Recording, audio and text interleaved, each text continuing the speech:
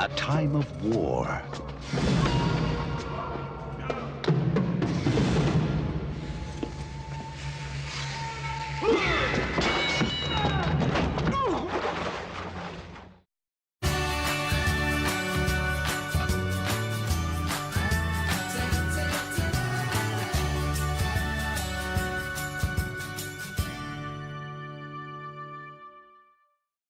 Hello, welcome to the Damian and Devlin show, and this is our review of Robin Hood, Prince of Thieves, the 1991 fantasy film directed by Kevin Reynolds, starring Kevin Costner, Mary Elizabeth Mastrentone, Christian Slater, Morgan Freeman, and Alan Rickman.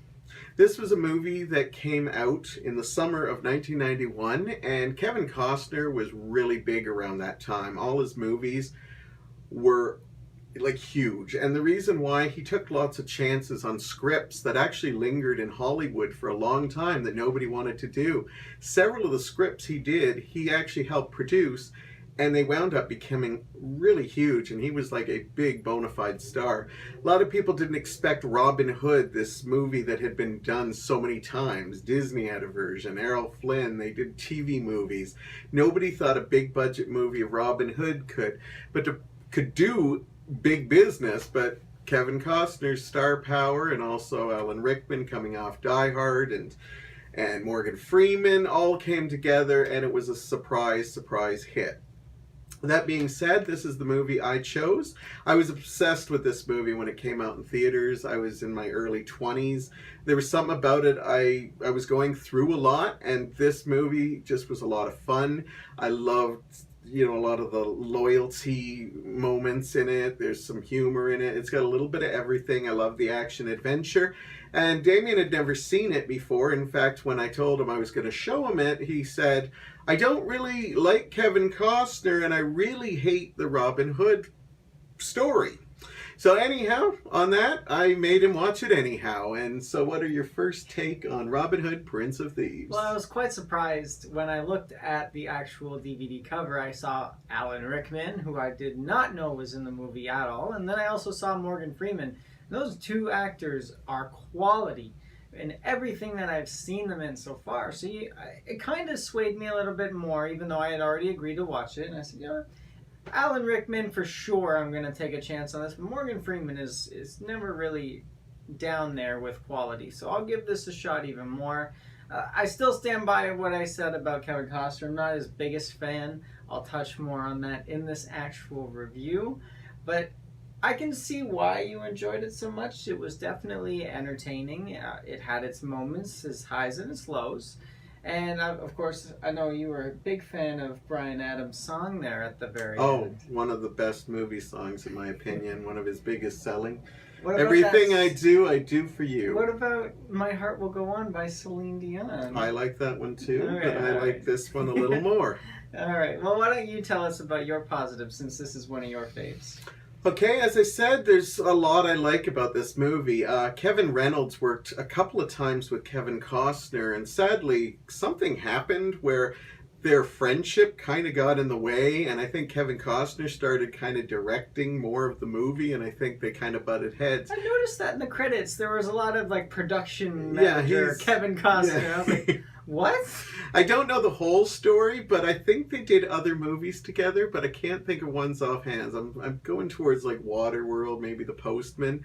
But anyhow, I really like Kevin Reynolds, who never really went on to really big success except for like this movie and a couple of others. I think he does a great job directing. I think the action sequences here are really well done. I think that it is like, it's just well put together in so many ways. Like, I think the story has so many elements. It has excitement, it has adventure, it's got comedy in it, it's got sentimentality, it's got a little bit of everything, but the action sequences are quite unique. And they did this movie so many times that I think they added enough tweaks to make it original. Not only the stuff with, they actually deal with black magic in this, which I actually liked, and the version we watched was actually the extended version. I've never actually seen that one. I've read the novelization, which had a lot of those scenes, so I was loving it because I was seeing stuff I had never seen before. You know he really enjoys something when he mentions he read the book. Because I specifically... I don't read that often. Yeah, I specifically remember you saying, don't get me a book as a present because I'm not going to read it. Yeah, well, I like picture books and stuff. Coffee table books. So the fact that you actually read the book... I was obsessed with this movie. I'll even embarrass myself. I actually got a Robin Hood looking shirt in this because I loved how cool he looked. But anyhow... I'm not wearing it right now. Anyhow, one thing I love is like this movie's been done so many times. They found enough elements to keep it fresh and original. And I like the fact that they took some modern themes and threw it in there, finding ways to use like gunpowder and stuff like that. I also like the filming of the arrow sequences. Like they actually put the camera on top of the arrow. I also like that there's moments where they show Robin licking certain sides or bending an arrow to get it to do what he wants. So they actually take ways to show that Robin isn't just shooting arrows. He actually knows how to manipulate things to get the thing done. Are you sure they put cameras on top of an arrow? And I don't know, but I don't know. I think it's a little bit CGI. Okay, well, to me it looked great. Like it didn't look. I'll fake admit, to some me. of the scenes that they did with that, where you're literally on top of the arrow as it flies through the air, I thought that some of those scenes were pretty cool, but I think they're CGI. Okay. The cast I really like. They're all having fun. Kevin Costner, let's get the elephant out of the room. He actually does not try the English accent. He tries it a few times, and I think they just said, just do it. Just do it. You're one of the big box office guys now. Just do it. Anyhow, Damian will touch more on that in his negatives. I think Kevin is still charming enough to pull this movie off.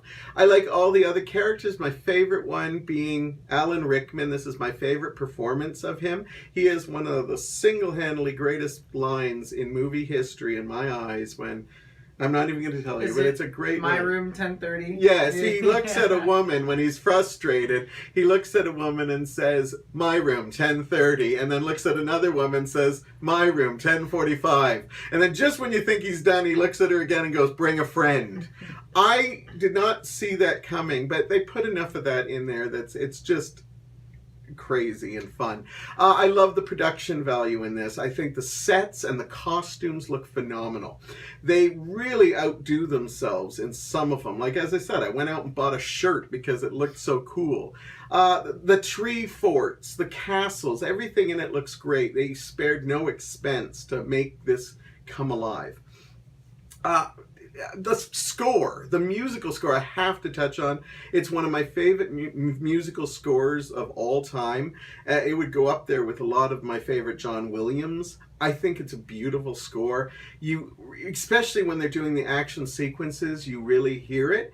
And I know we've had talks about how they play the song subtly. They don't do that as much with this. In fact, they only play the Bryan Adams instrumental just a few times, but not as much as like Titanic did or Top Gun is one of your favorites. Yeah, Top Gun. I'm still, to this day, not sure that you and I watched the same version of Titanic, because I swear I don't hear the I heart will go on all the way through it. Yeah. Anyhow, Right. It's one of my... Michael Kamen is the composers. This is actually... I can't be alone in this because I know it was picked by AFI, the American Film Institute. Yeah, not the band AFI. Yeah. Not the band. American Film Institute's top 100 scores. But it's also used in trailers for other movies, and Disney used to use it for their Coming Soon on Disney promotions. As soon as you said that, it was right at the moment where they literally were playing the exact same chords for the Coming Soon. I was like, oh my gosh, it is. I've heard this before hundreds of times. So that's pretty much my positives. I also like the script. That I'll say that too. Sometimes the humor, they try the humor a little too much, but I think the humor is a nice mix to give it a nice flow to the movie. And I have to say, seeing the new scenes come to life, scenes that, like, for me, when I read them in the book, they blew my mind. But to see them actually there, as I said, I bought this and I hadn't watched it because I'd seen it so much, but I've never seen the extended version. But scenes like where he has to have this ceremony done, because I don't want to give too much, but in this one, the Sheriff of Nottingham's into black magic, and the woman Morgana, I think her name is, or something like that. Morgana, I think it is. Morticia? Morgana. Yeah, no, it's not Morticia. Anyhow, there's sequences where they don't really explain what's happening, but he's like getting ready, and he has to actually do a ceremony because he's going to church. So he's like worships the dark side, but I like that they actually have to do like this ritual that he does before he actually steps into a real church. Stuff like that for me is really exciting. Anyhow, that's my positives. Do you have any? I do have some good. positives. Thought he might not love it at all or like it, so... No, I liked a little bit of it. I will totally agree with you. The production value of this movie is stellar. I love the costumes. I love the sets. What are you? No, I had something in my throat. Is it just me? No, like it's you fine. just can't believe it. You're infected with just how awesome my words are. No, because we haven't got to your negatives yet. Yeah, save the absolute horrible retching for that. I love the production value of it. The sets look fantastic. The costumes are fantastic, and even the special effects. Going so far as to those CGI arrows. I can see why you might think it's an actual camera on top of an now arrow. that you say it, it makes sense, because how could you mount a thing on an arrow? Yes. Right. But it looks convincing, and it is a cool shot. I like it. It's cool. And you know what? I'll even go so far as to say, like, the makeup on some of the characters looks absolutely fantastic. Like, for example, that evil witch. She looks great. Going so far as to even just like the teeth on some of the more lowly peasants and whatnot, they look genuinely not taken care of. And obviously we know that it's a movie and they're prosthetics, we hope. I mean, I hope you have good dental hygiene extras, but it looks convincing, and it's just really well done on that. I also agree with the score. I liked the score. Now, I'm not gonna say I like the Bryan Adams song. I'm not saying that, because I laughed when it started to play. You will confirm this. Yes, you did. I laughed when it started to play because it was definitely a product of the early 90s. Yeah, My Heart Goes On is in that same era. That's the late 90s.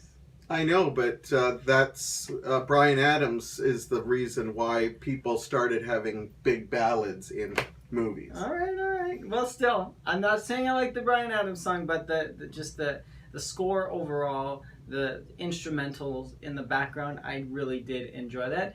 As well, yes, totally Alan Rickman's character is probably one of my most favorite things about this movie. That line, "You, my room, 1030, fantastic line. Because he's like, here comes, the best line in the movie. And I'm like, what is it? And he's like, just wait. And then he says it, and it made me laugh. I was like, this is brilliant. As well, he's just so charismatic and unique.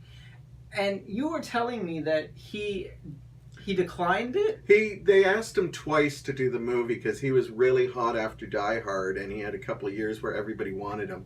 He turned it down twice because he didn't want to be just another villain in a movie. And then he actually accepted the third time, but he said he had to have say in how the character was portrayed, and he wanted he wanted humor in it, and he also wanted to be menacing, which he does get.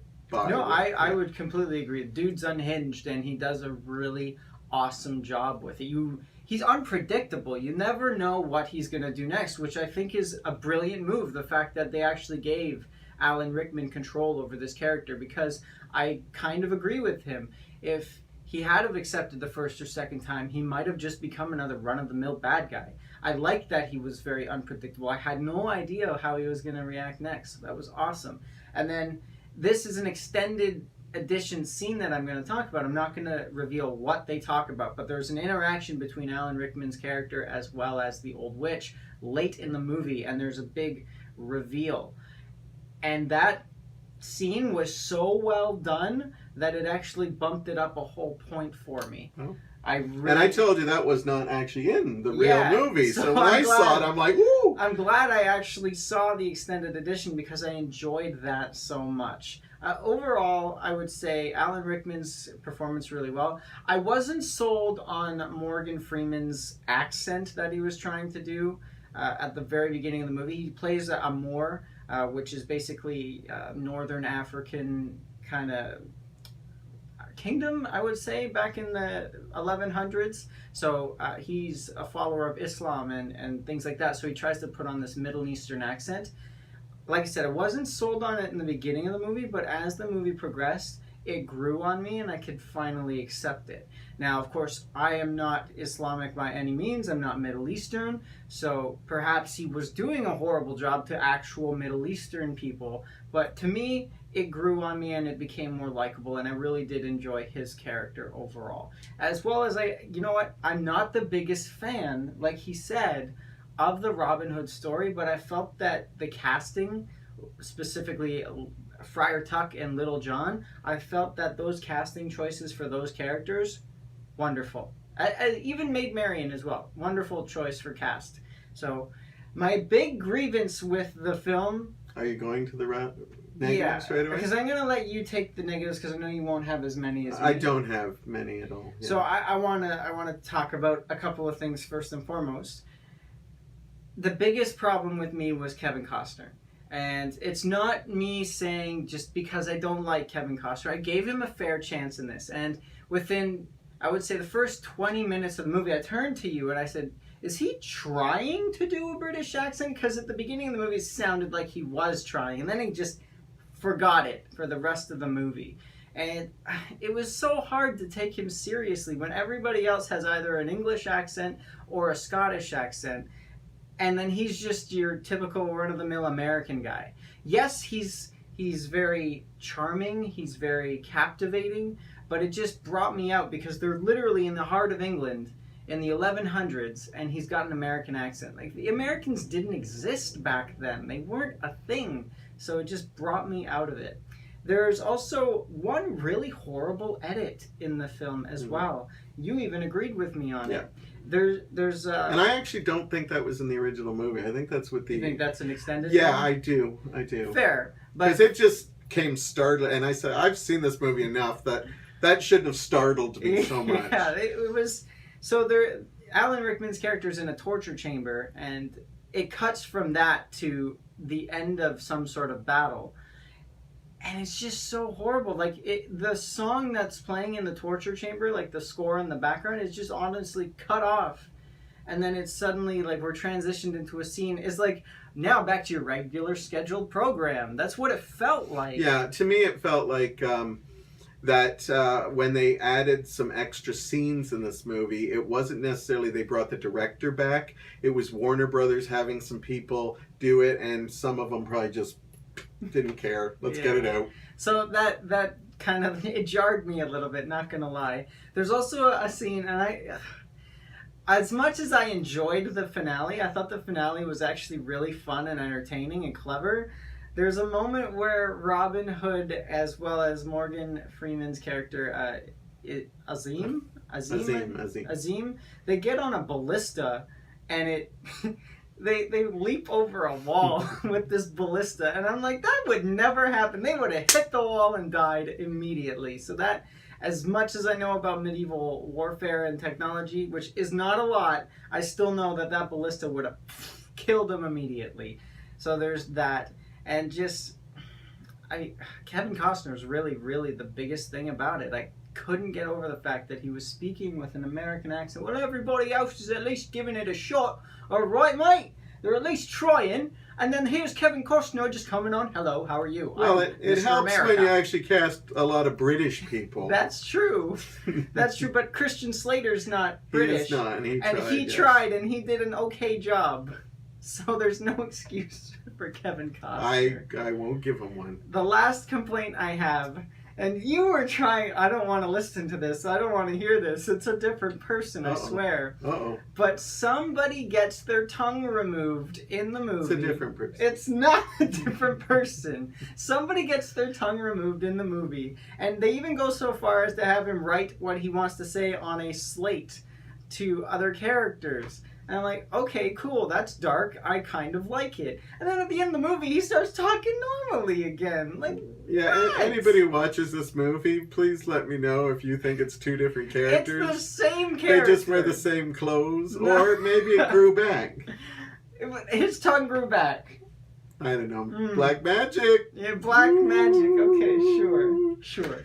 So there were some things that I didn't enjoy, but Wow. Kevin Costner being the biggest one.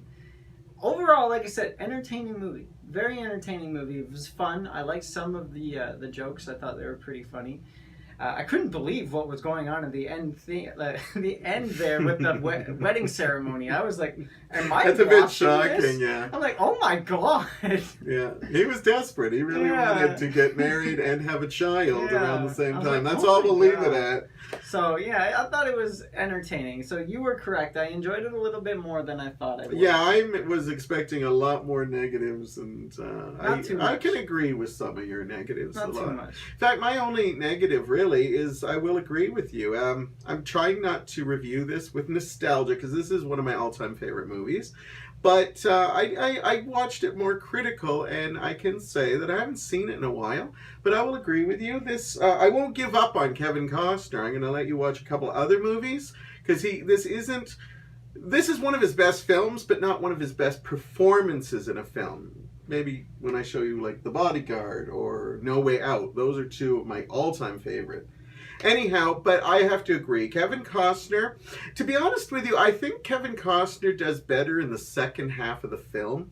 I think when he's actually established as the Token American guy. Prince of Thieves, I think he actually sells it more than when he's this naive soldier. Because when he comes back, when I look at it now, it's a little weird seeing him dance around, being happy to be back in England and saying, he's not like he's in his 20s. He's definitely in his 30s when he made this. He So, ain't convincing anyone. so I forgave him for the accent, but I do admit that it takes a while to get into the role. And I admit, I love this movie, but he is one of the weaker links in this movie. So I'll give you that. Kevin Reynolds did a great job with this, but as I said, there are some weird editing moments that I just don't think worked. And again, there was one scene that was a new scene that I never saw before, and I think this could have stayed off the editing floor because I'm not sure exactly what happened. It's after Robin and Azim steal one of the rich guys, one of the rich people's horse and carriage. Azim decides to take the horses off and jump on the horses. Oh yeah. And I'm not sure why he does that. I know And then why. Robin's caravan goes into the water. I know why. Is it to hide the... No, it's because in that carriage are soldiers, and the soldiers are trying to attack them from the inside. Oh, okay. So he puts it into the water to drown the soldiers okay. inside. I didn't realize there were soldiers Yeah, inside. Okay, yeah. so now that makes sense. But to me, it was a weird scene because we don't know. Then if you go by that, we don't know if the soldiers drowned or anything. I would 'cause assume they drowned. Anyhow, it was a weird scene, and so I don't think all the scenes that they put back in were necessarily important, but I do love all the new stuff they added with the witchcraft. That's my negatives. That's all I got. Sorry. I love this movie. I wonder what you're going to give it. I'm actually going to give it a Damian, as in it's one of my favorite movies, but I'm only going to give it a 4.5. Wow, I feel Because kind of offended. I did find out a little bit that I did love the movie, and I loved seeing it again, and I look forward to watching it again with the new scenes. But I'm going to give it a 4.5 because I did find there was parts that didn't age as well as other parts. But overall, I think the movie still is better than a lot of the fantasy films that they release nowadays that absolutely. are CGI heavy Absolutely. and just don't have any heart. I think they took some chances with the story, the fable of Robin Hood, and I definitely think it still stands up pretty good. I'm proud of you. I'm proud of you. I'm rubbing off on you. You're learning how to become a good reviewer finally. It only took over one whole year. Yeah. What's to your get point? you to go after things without rose-tinted glasses. So, You know what? congratulations. Welcome to the world of being a reviewer. I'm giving it a 2.5. 2.5? That's it? 2.5. So you didn't like it? So I was stuck at 1.5 for a long time. Then honestly, that scene between Alan Rickman and the witch near the end of the movie, it was so well done and so engaging that it bumped it all the way up to 2.5 for me. So you didn't enjoy it? I did enjoy it. Okay. You've Well, heard 2.5 is half, right in the middle. That How means many times- I don't really like it. I don't really love it. We're gonna have this conversation again, No, I know, folks. just, How yeah. many times have I said I like a movie and I've given it a 2.5? It's not horrible, but it's Okay, not great. okay, it's fair. okay. It's non-committal. Kidding. What? You can have your opinion. 2.5. 2.5. So 4.5 big 2.5. ones from me. Yeah. All right. Take us home. Take us home. Well, thank you so much for joining us on this adventure with our merry little band. We hope you enjoyed it. Subscribe as well. Check the links below. We have Instagram now, Facebook, Twitter, whole bunch of stuff. So check us out no matter where you go. So make sure that you stick with us. We'll see you at our room at 10:30. Bring a friend. Kevin Costner, Morgan Freeman, Christian Slater, Alan Rickman, and Mary Elizabeth Mastrantonio. Robin Hood, Prince of Thieves.